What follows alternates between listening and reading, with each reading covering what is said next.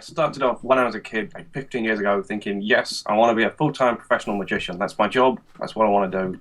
And it just didn't happen. It never felt right. The time wasn't right for me to be a magician. So I got a job as a web designer to start with, and I'll give you some background of my actual employment history because I think that'll give you a good idea of why I'm where I'm at, basically. So I started as a web designer. I then moved to a web developer, which is like the coding kind of stuff. Then I moved to be to head up a design team for a company in London. Finally, ending up as UK product manager for a big internet company over here in the UK. So that's my employment history over the last 10 years, which gave me a really wide background. And I write a column for the Young Magicians Club magazine, Right. and I just talked about this month that most people say, you need to have something to fall back on as a magician. Yeah, if you want to be a professional magician, you have to have some kind of career to fall back on. I kind of agree with that, but actually, I think having that 10-year employment history taught me so much about managing my money, about how to handle people. How do you Yeah. actually talk to CEOs and this kind of thing. Great communication skills, email skills, how to sell myself. So there was so much that I learned from being a non-magician that I can now apply. So actually, I've only been a professional magician for a year, so I'm pretty new to it all. So I wanted to know whether Andy's background in computing had helped him build his career in magic. All of the people who are at, say, the top of the search engines have done it due to their own efforts. Like I've, given them some advice and helped them get to the top, just as a small part of it. And now I'm coming in and I'm having to struggle against my own advice, basically. So I made it hard on myself. But I talk to other magicians a lot. Some of my friends are so switched on. Like Rob James is, Yeah. he's I think actually he's the unsung hero of internet magic websites. He's the guy who started from scratch and just took it to really where it is now. People have been copying him for years and years. I spoke to him like a few minutes ago, and yeah, he's working today, tomorrow, the next. He's working all the time, and he's really done well. And I speak to people like him and get advice from him because I think some of those guys are happy to share advice with me because I've shared advice with them in the past. Yeah. So yeah, that's one of my secrets. Really, is to learn from guys who are doing it way better than me. I could not have been a professional magician. I could not have left my job if it wasn't for those guys. Because when I decided to take the plunge, those people, and in particular Kerry Scorer, Okay, yeah. all gave me gigs when I wanted to start becoming a professional magician. So and Kerry was the one. I was basically secretly performing magic. My friends had become used to the fact that I would probably never become a professional magician. I was a hobbyist that wrote about magic and loved magic more than anyone else you'd know. But I really didn't have that much interest in being a professional magician. I loved my job, and from the day I left, I still loved my job. Yeah. But I put together a list of 100 things that I wanted to do before I died. Right. A while, yeah. So, and one of them was to be a professional magician. And Kerry saw the list, and she said, "Well, why don't you do it now? Why don't you tick one of these things off?" So with her help, I became a full-time magician. So, people like her and Rob were just giving me gigs to help me achieve my goal. So leaving a well-paid job, that's got to be pretty scary stuff. Gave my company 6 months notice. I only had to give like 3 for the job, but I gave them 6 months. But there was a reason for that. And actually, thinking back to it, what I originally did is 6 months before I left, I said to them, I'd like to go part-time. I think this would be great for me and the company because if I can't do it, I'm going to have to leave. And I'm actually now glad that they said, no, that your role won't work. Otherwise you'd still be part-time, do you think? Exactly. And I would be part-time for the rest of my life. So when they said no, I was a little scared because the reason I wanted to do part-time was as a kind of backup thing for me. But the fact that they said no actually then made me even more determined to do it. So I gave them 6 months notice, which gave me 6 months of getting gigs in to confirm to myself that I can be a good magician, a magician that somebody would want to book, and then also to get the gigs in and get the marketing working. Right. Marketing as a magician doesn't happen overnight. I see people who launch their website and think, here we go, gigs are going to come in. And they don't. So it takes a long time. It's taken me about a year to get to where I am now, but also I'm still nowhere near where I want to be. I have an informal phased approach, which sounds a bit businessy, but in my mind, so right now I'm on phase 1 of what I thought to myself, this is what I want to achieve. Yeah. I didn't have timelines or anything like that because it's, already I'm doing enough shows to what I want to do really, so that's fine. But now there's a chunk of work that I consider to be the next step. So that's my phase 2, and then there's even more work. It's phase 3 that I don't need to do immediately, but it's work that should really help me. So yeah, in my mind, I know what I want to do. Old job, I would have to produce. Let's say I came up with an idea for a new product, which could be something really simple. Just even the smallest basic product. End up producing 200 pages of specification, which includes sales targets, goals, support training, all of this kind of stuff. So yeah, I did come from a background where I had to really plan, and I don't really translate that to magic that much. I just kind of think what I need to do. I don't write it down or anything like that. But you have that discipline, though. I do have the discipline.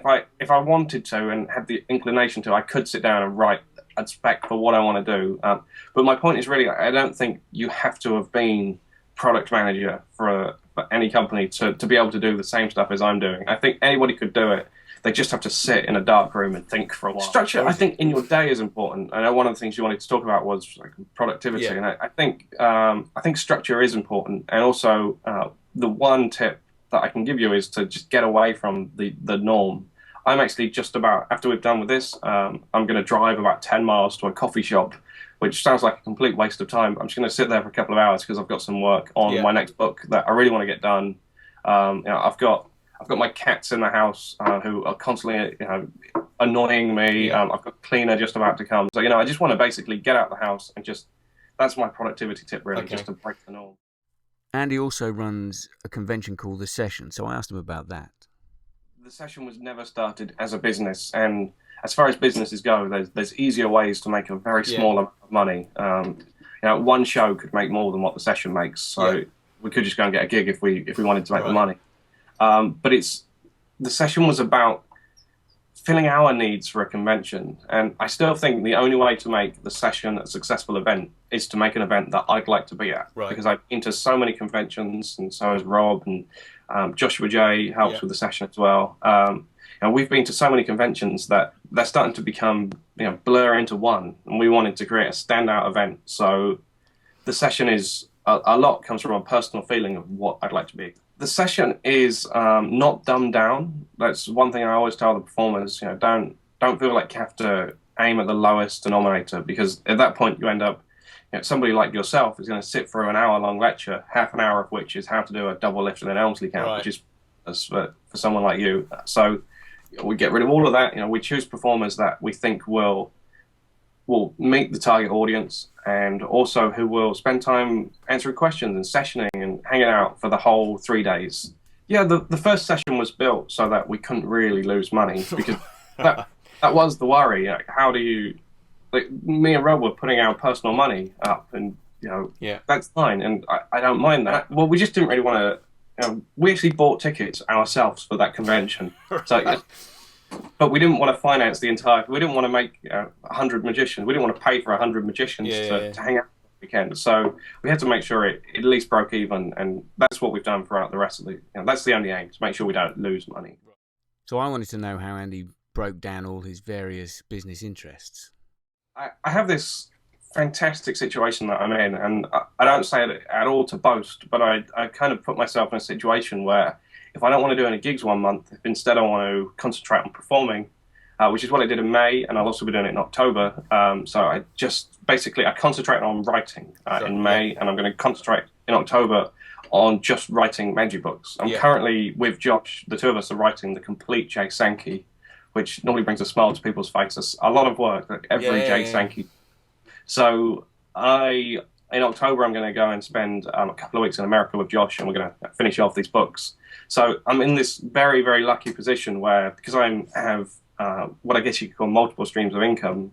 And this is not something I normally talk about because it's a business chat, I guess, cover it. So because I have multiple streams of income, I can switch which stream becomes my main income generator. I very, very rarely do what I'd consider work. The problem with close-up magic and performing magic is that I can only ever perform. I'm only one guy, so I'm one guy doing a job. Basically, there's no way I can really expand that other than me working every single night, and that's basically becomes a limit to how much I can perform as a close-up magician. So And that's the same with web designing. There's only so many websites I can design in a year.